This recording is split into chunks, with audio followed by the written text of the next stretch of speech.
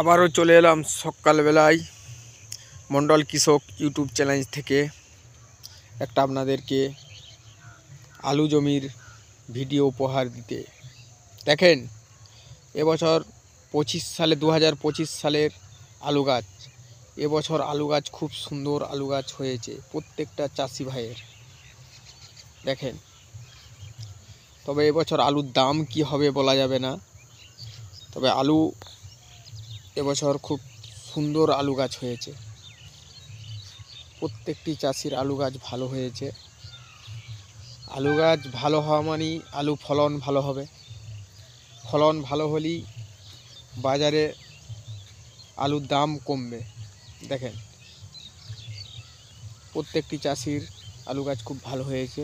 পুরো এই চকটা দেখেন, আলু গাছ খুব দারুণ আলু গাছ হয়েছে। চারিদিক আমাদের এখানে শুধু চাষবাস।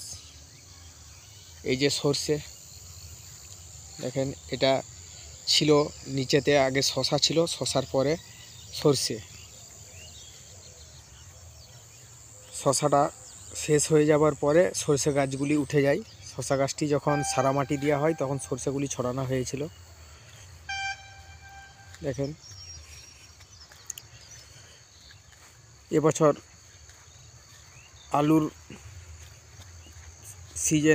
আলুর পজিশন ভালো আছে, কিন্তু শশা গাছের পজিশন খুব একটা ভালো নেই এবছর। এই যে এই শশা গাছগুলি খুব সুন্দর। শশা গাছগুলি হওয়ার পরে প্রচণ্ড ওষুধ দেওয়ার পরেও গাছগুলি টিকানো গেল না এবছরের 2025 সালে।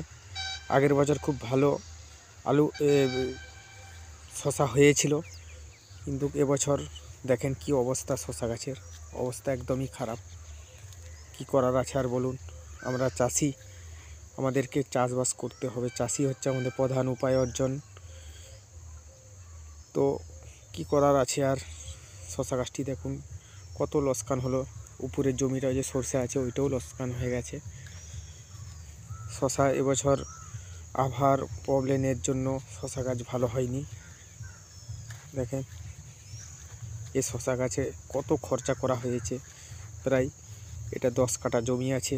10 কাঠা জমিতে কমের কম 7 থেকে 8 হাজার টাকার মতো খরচা হয়েছে। বীজ, ওষুধটা সব জায়গায় বেশি লেগেছে, রাসায়নিক সার সব মিলিয়ে অনেক খরচা হয়েছে, কিন্তু খরচাটা উঠল না। এখন পর্যন্ত কোনো জালি আসে না, গাছগুলি সব নষ্ট হয়ে গেল। প্রথমের ধাপে গাছগুলি খুব ভালো ছিল, তারপরে আস্তে আস্তে খারাপ হয়ে গেল। আর কি করার আছে বলুন? তো আর ভিডিওটা বেশি লম্বা করছি না। যদি আমার এই ইউটিউব চ্যানেলটা, এই ভিডিও যদি ভালো লাগে অবশ্যই সাবস্ক্রাইব করবেন, লাইক কমেন্ট করে পাশে থাকবে। এই পর্যন্ত সবাই ভালো থাকুন, সুস্থ থাকুন।